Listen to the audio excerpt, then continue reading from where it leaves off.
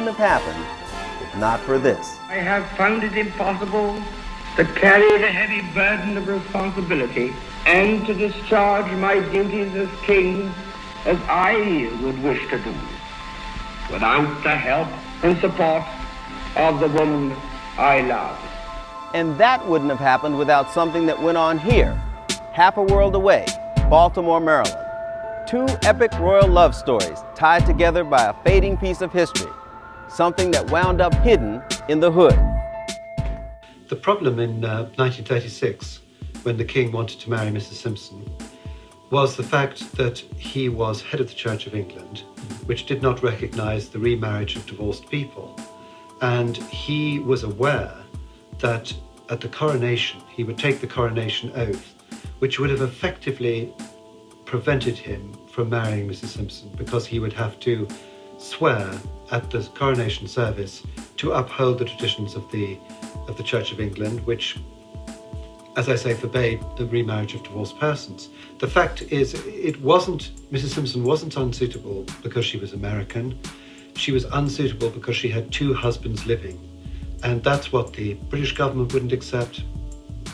And it's also what the colonial governments wouldn't accept, i.e. the governments of Canada, India, Australia, and New Zealand, and the various other countries of the empire, all of whom had to be consulted. Phil, here we are right next to Wallis Warfield's home practically, and you've erected this wonderful museum in her honor. But what frustrates you about most Baltimoreans and people in general who know or don't know about the Duchess of Windsor? They don't have a clue. King Edward VIII gave up the throne to marry this woman. It was amazing that it was huge news then. It was an enormous news. It was in the papers all the time. Afterwards, you know, they were constantly in the papers. She was the best dressed woman in the world. They were fashion icons. They went everywhere. They knew all the famous people in the world. They led fascinating lives. But yet, people in Baltimore don't have any clue who she was. Mm-hmm. They just don't know. It's just amazing. Alexandra, other than making the King of England give up his throne for her, what was Wallis, the Duchess of Windsor, also known for? Well, she was certainly known as a fashion icon of the 20th century, and I think it was justified. She had a very specific style. She patronized some of the top designers of the day. This example is known as the monkey dress, and this was a dress that she probably wore once. It was designed by Givenchy just for her, and it's made of a silk organza, and then embroidered, all hand embroidered with a monkey band. So each of the monkeys is playing a different instrument, and this is a play on the German porcelain monkey bands, which I suspect that she had seen, either owned by the Duke or in one of the houses she was in, and custom made for her. There is no other monkey dress. It came to us through one of her friends and relatives outside of Baltimore and delivered right to the museum. So we also have a wonderful photograph of her wearing it, done by a Baltimore photographer. So there's a great Baltimore connection to this dress as well. How do you feel about the fact that most people in this neighborhood, let alone the city, most people don't even know who she was? Well, they don't even know who she was or even where she lived. But then again, I hear stories that she lived everywhere, all over the place. That's just not true. There were very specific places where she lived. And 212 Biddle was one of those places, which is 3 doors away. The only reason we had this museum was to enhance the house to raise money for charity. And I would say most of the people on this street, with the exception of a couple of renters that I don't know, they know. They know where she lived and they know all about her. Well, it sounds like he also gave up his fortune for her as well with all these beautiful designer dresses. I think he was very supportive of her fashionista tendencies because he himself had a great interest in costume. And I think they probably made an effort to coordinate some of their attire when they had public appearances, because you can see that in the photos. And he paid just as much attention to his clothing as she paid to hers. In fact, in the collection we have designs by Christian Dior where they would be done uniquely for her. And this is the height of couture, where she would get various swatches and she could decide exactly how she wanted the dresses made. So it must have been really lovely to wear only couture clothing for your entire life. I feel so shabby here. Well, she was really petite. I Yes. mean, look at this waist size. What is this, like 20 some inches? This is about 25 inches, so much smaller than the average woman today. She was a very religious dieter. That's how he could afford these dresses. Low grocery bill. And would she have worn this at a cocktail party or entertaining or? Probably a somewhat formal event. I mean, this is a fairly formal gown, and she wore it with an enormous pile of aquamarines around her neck. So it was quite formal. This dress by Christian Dior is much more typical of what she would have worn just in her everyday about town clothing, and yet still made just for her. Down to every detail, and something that we were able to acquire that shows more of what she wore every day as opposed to what she would wear for special occasions. And how did the museum get these pieces? This was delivered by a friend and someone distant relation to us, delivered to us in the 60s. But the other parts of the collection were donated to us through a foundation when the Sotheby's sale happened, and because of Wallis Simpson's connection to Baltimore, they felt it was important that we be able to represent her story, and her clothing is a great way to represent certainly her story after she married the Duke. All the publicity lately with the King's speech, the royal wedding, all of this has brought her back to light. She did get a lot of attention when, after she died, when her jewelry brought in like $50 million at Geneva Sotheby's. And then last fall in Sotheby's London, whoever bought jewelry at that auction 25 years ago, that stuff brought in a record amount of money. Just one piece of her, the Panther diamond and onyx bracelet has been so copied in everything, all kinds of jewelry. It brought over $7 million. Do you have shows or displays about her on and off? Or? We have had an exhibit about her that featured her fashion and incorporated loans from other collections as well. It was a sizable exhibit. We've just done an event with a British author who's written a book about her where we brought some of her clothing out for the public to see. Every possible slur has been attached to her name, including a general impression, I think, that the British public would have had in 1936 and probably even to this day, that she was virtually a prostitute from the corner of the block, as it's known in Baltimore, or, like the street corner, however you like to put it. This, of course, was absolutely untrue, and she and Mrs. Merriman, her aunt, were very upset about it at the time, the kind of description of the family, because the Warfields could trace their ancestry right back to England. In fact, they come from Warfield in Berkshire, not terribly far away from Windsor.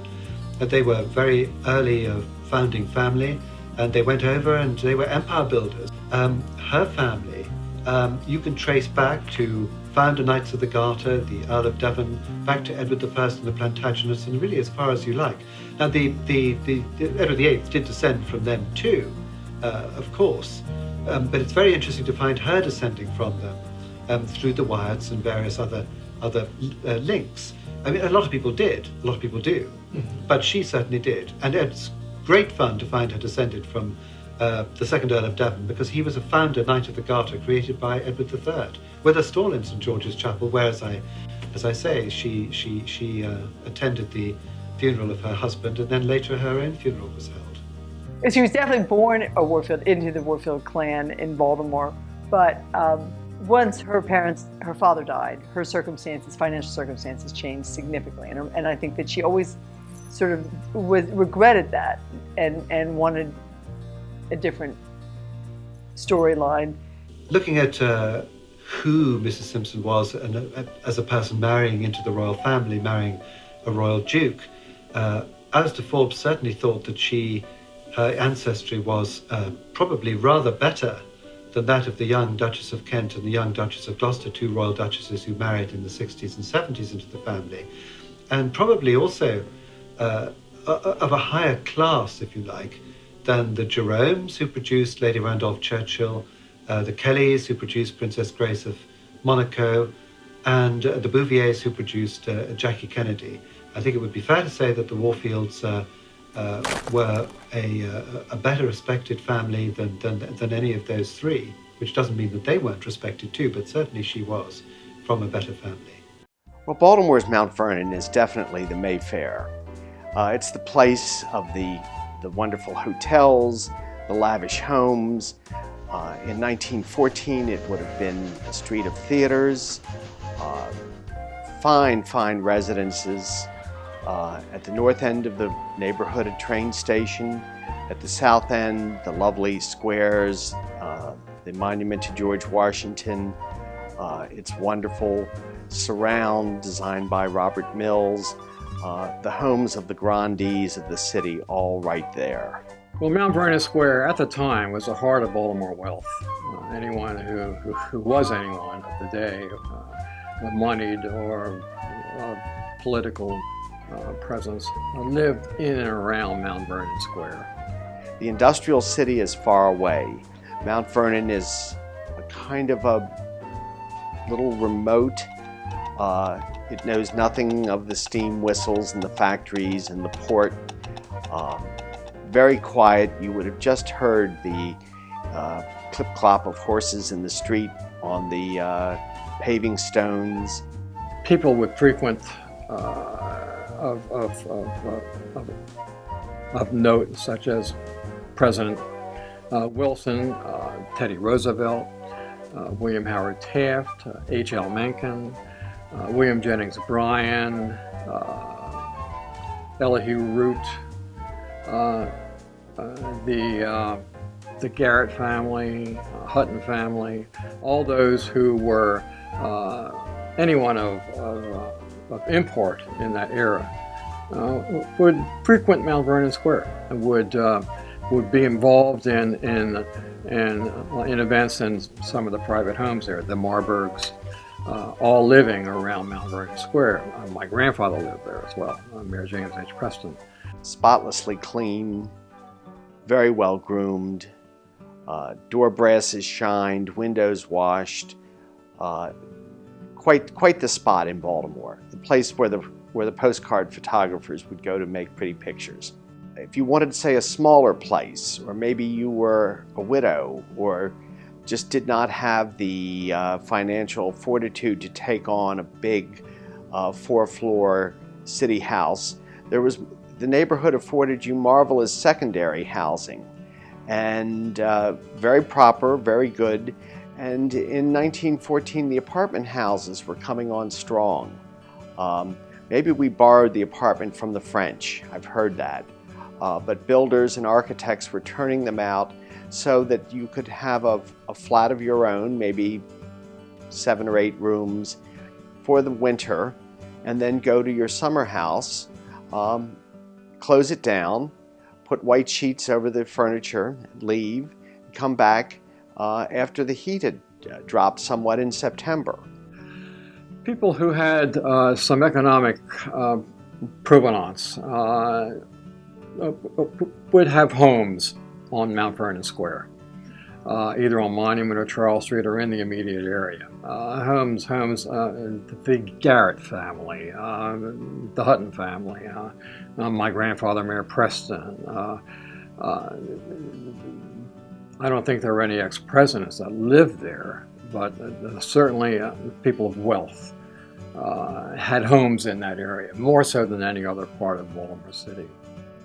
Biddle Street, Preston, the northern streets of the neighborhood were quite good socially. The houses just were not quite as big as those facing the Washington Monument on the square or along St. Paul and Charles. So Tom, here we are on the 200th block of East Biddle Street, the home of Wallis Warfield, a little girl who grew up to become the infamous Mrs. Simpson, the very woman a king gave up his throne for. Can you believe it? 212 East Biddle Street, amongst all these regular row houses, is the home of a woman who became the Duchess of Windsor and who brought down a king. It's very unremarkable to look at it. It's just a plain door and no historic plaque commemorating her birthplace or where she lived. You're absolutely right. In fact, it's been renovated over and over again as apartments. They've just gotten through with them already. You want to care to have a look? Sure. Okay. Scott, it's totally empty in here. That's right. It's been renovated several times. But you know, back during the abdication crisis in '36, the people who owned this house were actually giving tours of it. In fact, they were even getting people to sit in the bathtub for souvenir photographs. Wow. Your bath awaits you, Your Majesty. So when Wallis came to Oldfields, her uncle had brought her to the school.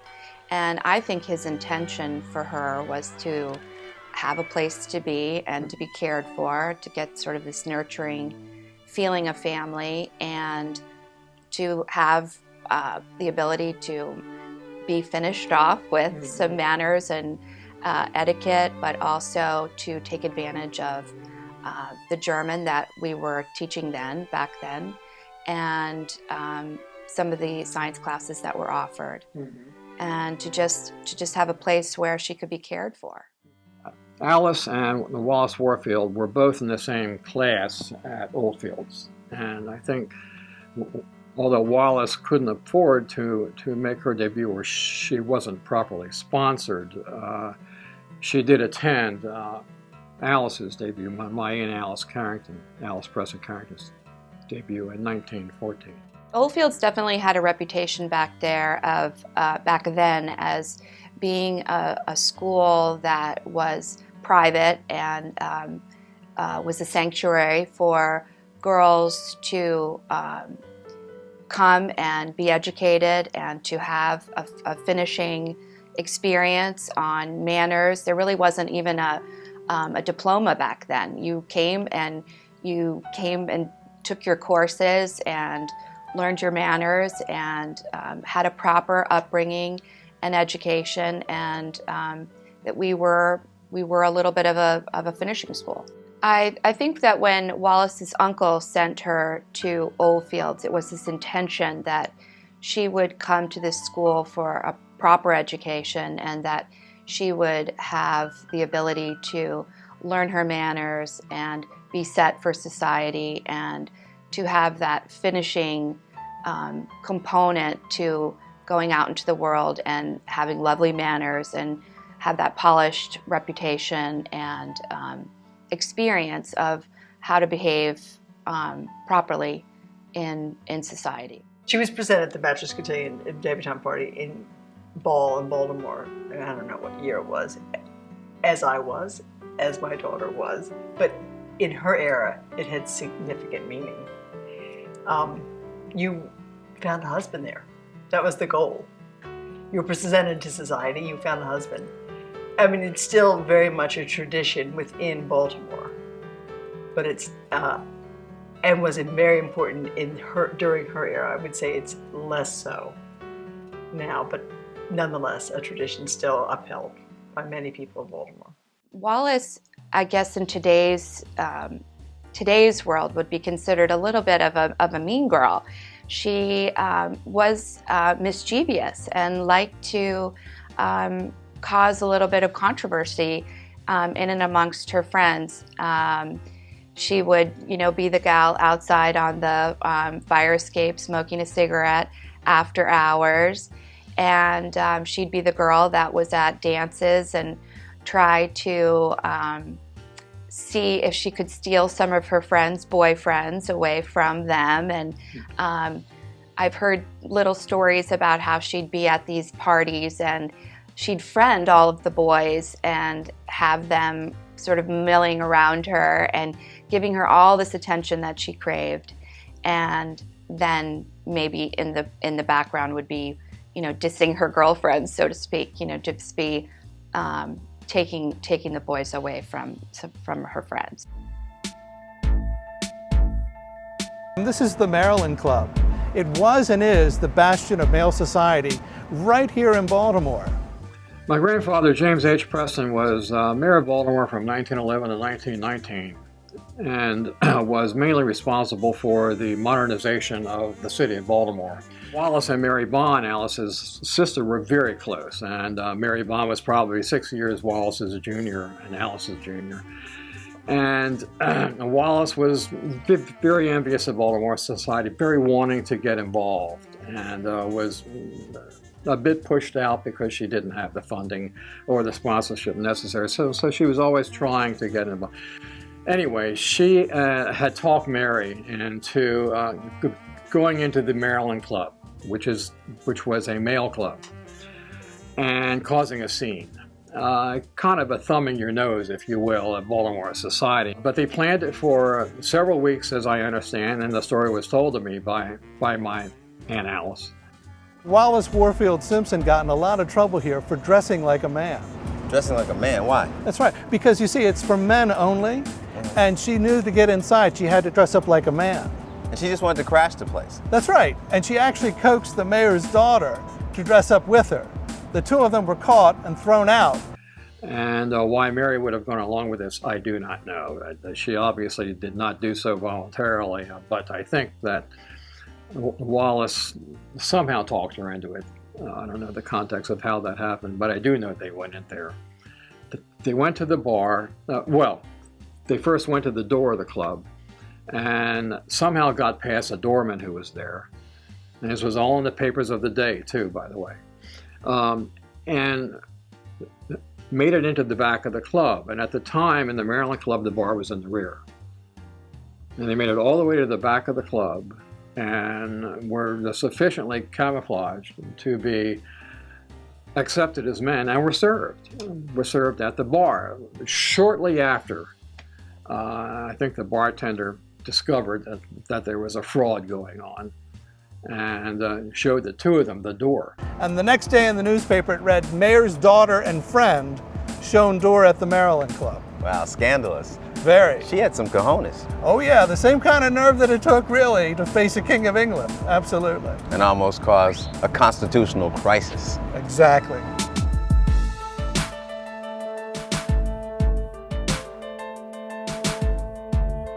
Baltimore is a town where we admire bloodlines, and certainly in the early 20th century, the social column of the Sun and the Old News and American was read as intensely as the news columns. And of course, the following day, I think this happened on a Saturday, but it might have been on a Sunday or Monday, in the headline of the Baltimore News American for that day said, "Mayor's daughter and friend shown door at the Maryland Club." And of course, that was the ultimate embarrassment for the family. Even people who were not in the social register would read of the doings of Mrs. So-and-so and who was at tea and who was off to Bar Harbor and who was off to Florida.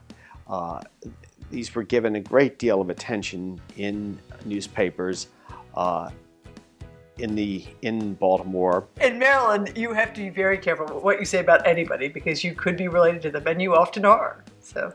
And no one knew at the time that the friend was, well, they knew it was Wallis Warfield, but Wallis Warfield meant nothing back then at that time.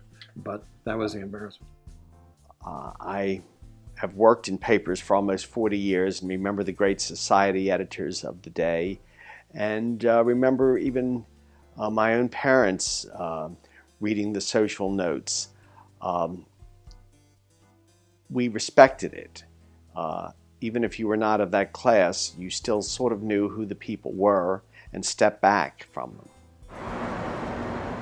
You know, Tom, this church is very significant. It used to be called Christ Church, and this is the site of her first marriage, which ultimately meant also her first divorce. It was an Episcopal church and certainly the center of society, but not anymore. You'll notice it's changed with the neighborhood. Here in Maryland, she was definitely a Warfield, and she was proud of that. She was proud to be a Warfield. But when she divorced both of her husbands, it was frowned upon by her long extended family here, as it was sort of an uncommon practice during that time, unacceptable practice. Because I think the true story is extremely interesting, and endless discussion can be had as to what were her motives, with the king? What were his motives towards her? I'm fairly certain that I'm right in saying that he wanted to go, he didn't want to be king, that she was fascinated by him and obviously deeply flattered by the whole thing, and then would have liked to escape. I think that's pretty much what happened. She was tragically sad. She wanted to have a sophisticated, chic life with the prince, and with the abdication, it spiraled out of control. She could no longer have the obscurity and the fun that they had. They were having fun until the abdication. I think they were having fun. They were in love, or appeared to be in love, and I don't think had thought through the end game of what was going to happen as nowadays people do. I mean, I think she just wanted a certain lifestyle that she felt was denied her as a child, and she was going to get it come hell or high water. After that, of course, it must have been very difficult for her, and he, of course, remained totally obsessed and devoted to her till his dying day. I mean, her Swiss secretary told me that, wasn't it wonderful when the Duke, the Duchess was going to the hairdresser, that she'd come down the stairs and the Duke would come down the lift to see her into the car, off she'd go. When she came back, there he'd be on the front doorstep waiting to greet the car and escort her back into the house. And I thought to myself, well, in theory it's wonderful, but in practice it's actually ghastly. I mean, if you want a spaniel, buy one, don't marry one.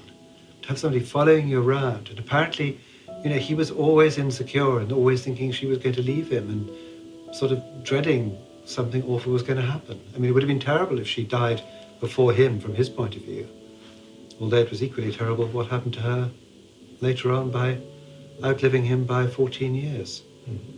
Well, Wallis actually followed in a bit of a tradition of marrying very well. Charles Carroll of Carrollton's granddaughters went right overseas and married into the finest families of England. And then Betsy Patterson comes along and marries Napoleon's brother.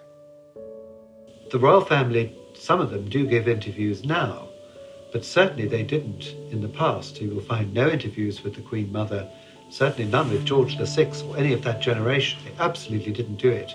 But the Windsors, because they were to some extent cast adrift and because they were here in the United States, they did give interviews. They talked to Ed Murray.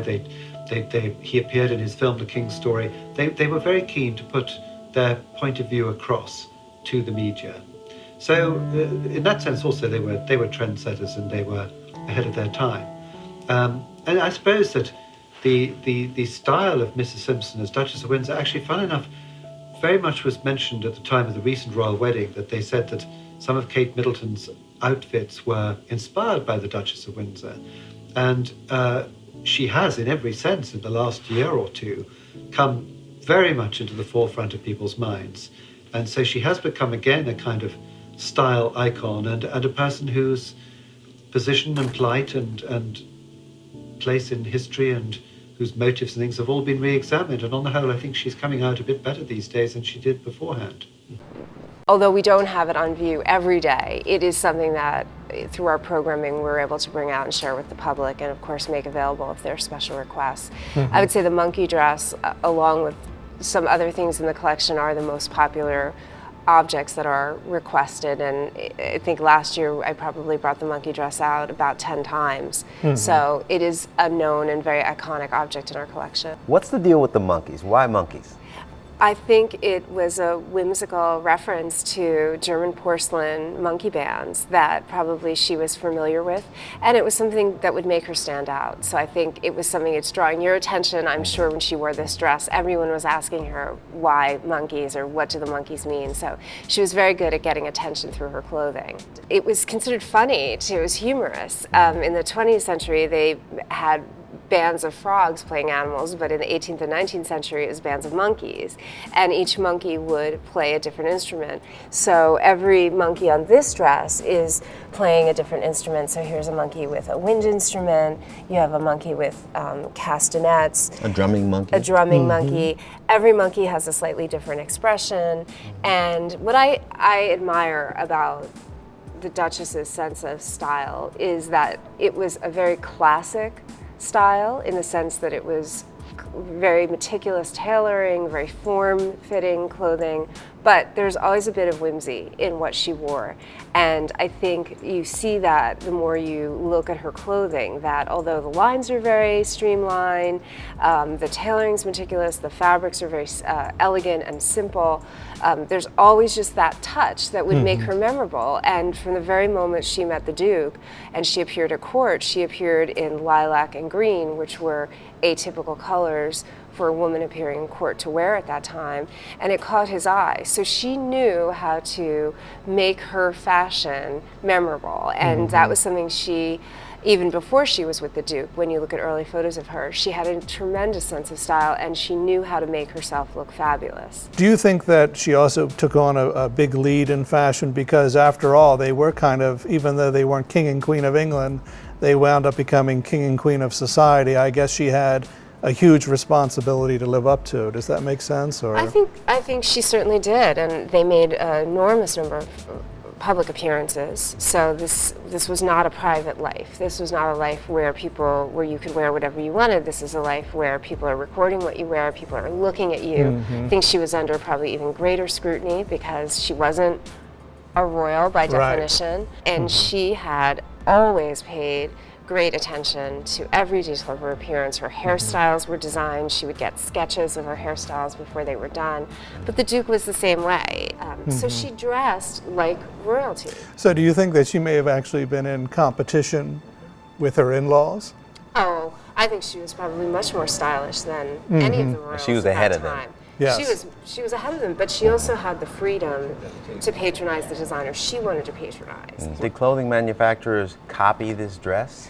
I don't know of any copies, but certainly in the 60s, which is when this dress dates to, you do see monkeys in prints. Best fashion's always copied. It is always copied, although not to the extent that it is now. But I would assume a lot of women probably copied her style. They copied her style. Yes. I think it was very much, she was featured in Vogue often, and she certainly was photographed extensively. And she was not significantly different than, everyone wants to see what Kate Middleton wore when she took her tour of the US.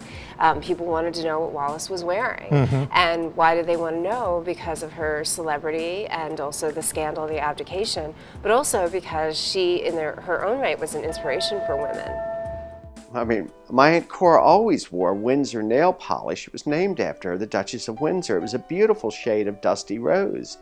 So when she endorsed a product, people sat up and took notice. Mrs. Simpson always was very funny and sharp and full of wisecracks. And I remember Lady Diana Cooper saying that the room sharpened up when she came in. She brought the best out of people. And I think it was she just had that natural sense of humor that she always kind of thought of the right thing to say to cap a story or whatever. The famous lines, of course, about you can never be too rich or too thin is well known. I rather like the story that she said when she was quite old and she was having dinner in Paris, and she said, people are always telling me I should look up my old friends. Look them up, dig them up. If you don't have anything nice to say about someone, say they were a great dancer, and she was a great dancer.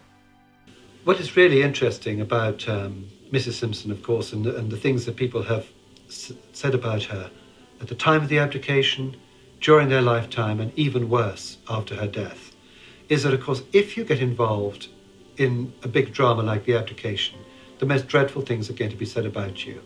But she has been accused of possibly being a man, which is total rubbish, as anyone who looked after her, nursed her, could have told and could have squashed that immediately. They say she was a Nazi sympathizer. I don't think that's the case either. They say that she was mistress of Ribbentrop, and I don't know, lots of other people. Again, all nonsense. There's just nothing that they won't throw at the Duchess of Windsor to try to make her seem disreputable, and they did it. Lots of people did it at the time. I mean, they were trying to blacken her name. And even, quite serious and sensible civil servants working for the British government, were coming out with these things. They suggested there was a China dossier, which she'd learned all sorts of absurd sexual practices to capture the king in Shanghai when she was out there and so forth.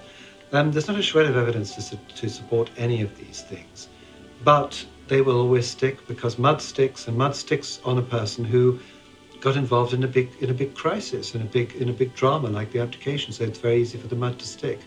So it's a pity, and unfortunately, it is a sign of the times too that people who get interested in these sort of figures like the Duchess of Windsor, on the whole, they kind of want dirt. They kind of don't perhaps even really care whether it's true or not. It makes a better story, which I think is a great shame. One of the most interesting things, Scott, which no one would think of, all the coronation souvenirs, all these books written about her. I have all these newspaper clippings. One thing is the CD of the FBI files on the Duke and Duchess. Oh my gosh, isn't that amazing? Wow. And if you look at it, their accusation of being Nazi sympathizers. In this, there are 4 letters written to J. Edgar Hoover, and they're handwritten. 2 are anonymous. 2 have return addresses. What you never hear about the letters is that they look like they were written by someone that's just neurotic, and their misspellings, the grammar's terrible. It's obviously by some idiot who wrote in these letters to J. Edgar Hoover, accusing her and him of being Nazi spies, and they should be arrested. I wonder if they kept them on file for the protection of the Duke and Duchess of Windsor in case anything happened to them when they visited the country. Makes you wonder. J. Edgar Hoover had a reply for the 2 letters with return addresses. In effect, they said, "Thank you for your letter."